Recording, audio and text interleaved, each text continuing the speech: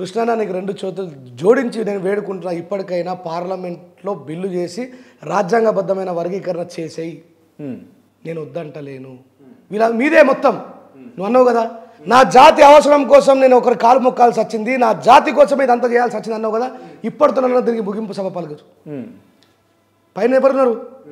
మోడీ గారే కదా. నేను ఆ గుండెలకు అతుక్కున్నాడు, నీ వీపు మీద చేతి పెట్టి రుద్దిండు. నువ్వు కన్నీళ్ళు పెట్టుకుంటే బాధపడుకో కృష్ణ, నేను నీకోసం ఉన్నా అని చెప్పన్నాడు కదా. మరి చేసుకో, రాజ్యాంగబద్ధమైన వర్గీకరణ చేసుకో. ఒడిసిపోతే లొల్లిపోతుంది, అద్దంటలేవు. కానీ మాలల్ని రెచ్చగొట్టకు, మాలల్ని సైకోలు పడుతుంది, మాలలు దొంగలు పడుతుంది. అయినా మాలలు సపోర్ట్ చేయకపోతే అంబేద్కర్కు కూడా కులపిచ్చును అనబడుతుంది. ఇదంతా నీ దుకాణం బంద్ అవుతుందని భయంతోనే ఎత్తున్నామో అనిపిస్తుంది నాకైతే.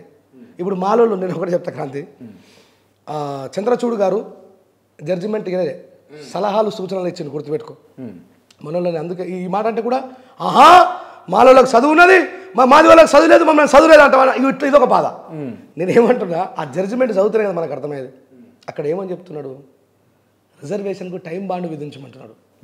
ఇక కొనసాగడం అవసరం లేదు, ఎంత కావాలో అంత ఇచ్చేసి బంద్ చేయరు అంటున్నాడు.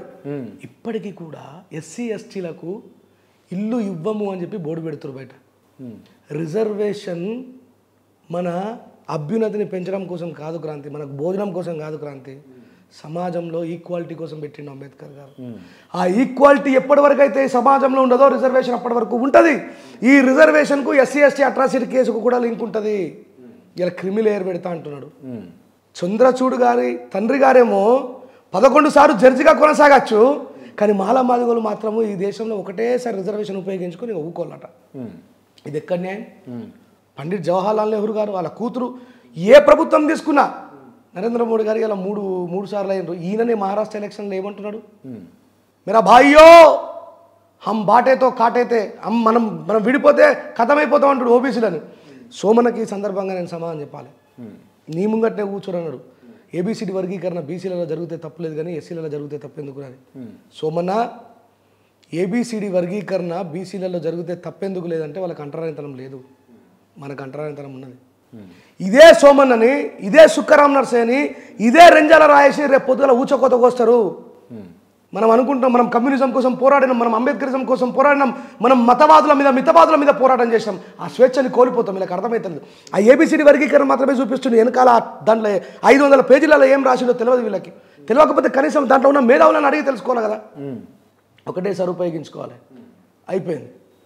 దీనికి టైం బాండింగ్ ఉండాలి. అరే మమ్మల్ని తెల్లటి బట్టలు వేసుకున్నా, ఇంత గొప్పగా బతుకున్నా ఇంకా అంటరాని వాళ్ళు కానీ చూస్తున్నారు.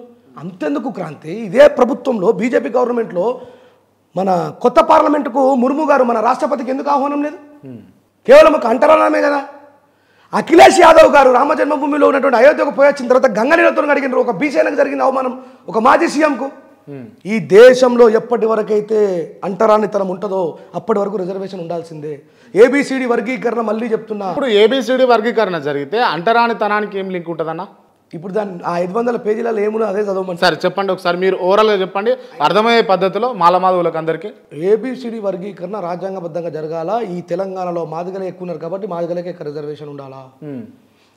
వాళ్ళతో పోల్చుకుంటే మాలలు ఎంత ఉన్నారు, వాళ్ళకే రిజర్వేషన్ అంతే లిమిటేషన్లో ఉండాలా. నేను మాదిగలు చదువుకుంటే పోటీతత్వంలో పాస్ అయ్యి మీరు ఉత్తీర్ణత సాధించారు అని చెప్పి ఒక ఎగ్జాంపుల్ చెప్తే, అంటే బీటెక్ చేసిన వాళ్ళకి మాత్రమే బీడీ చేసిన వాళ్ళకి మాత్రమే టీచర్ ఉద్యోగం వస్తుంది, 5వ తరగతి చదివినోడికి ఉద్యోగం రాదు, ఏబిసిడి వర్గీకరణ జరిగిన అనే విషయాన్ని చెప్తే మనోళ్ళు ఏడికి వెళ్ళిపోయినరు అంటే, తోటి ఉద్యమకారులు దశాబ్దాల కాలం కలిసి పోరాడిన వాళ్ళం, ఆహా మీ మాలోళ్ళు బీడీలు పాస్ అయినరు, మా మాదిగోళ్ళు 5వ తరగతి చదవలేరా అని చెప్పి. అంటే నిజంగా అంటే మాల సామాజిక వర్గం చైతన్యమైంది, చదువుకున్నారు, చదువులో ముందున్నారు, ఆర్థికంగా ముందున్నారు, రాజకీయంగా ముందున్నారు. కానీ మాదిగ సామాజిక వర్గం అంతన్న కంపారబిలిటీ మాదిగ వెనుకబడ్డది. దీన్ని అగ్రి చేయరా? నేను కాదంటలేను, ఒప్పుకుంటున్నా. అందుకే కదా మాలల సభలో ఉండి కూడా ఎనుకోళ్ళు ఏమనుకుంటారు అనే విషయం నాకు అవసరం లేదు. నిజంగా ఒకవేళ ఒక అంబేద్కరిస్ట్గా మాలలు మాత్రమే మంచిగా బతకాలా, మాదిగలు మంచిగా బతకద్దు అని కోరుకుంటే నేను ఎప్పటికీ అంబేద్కరిస్ట్ని కాను.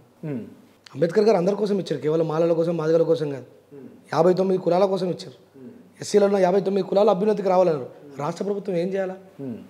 ఎదిగినటువంటి వాళ్ళ డాటాను సేకరించు కదా రేవంత్ రెడ్డి గారు. మాలల్లో మాదిగల్లో ఎదిగిన వాళ్ళ డాటాను సేకరించి పక్కన పెట్టు, ఎదిగిన వాళ్ళకి కల్పించు హక్కులు అంటున్నా.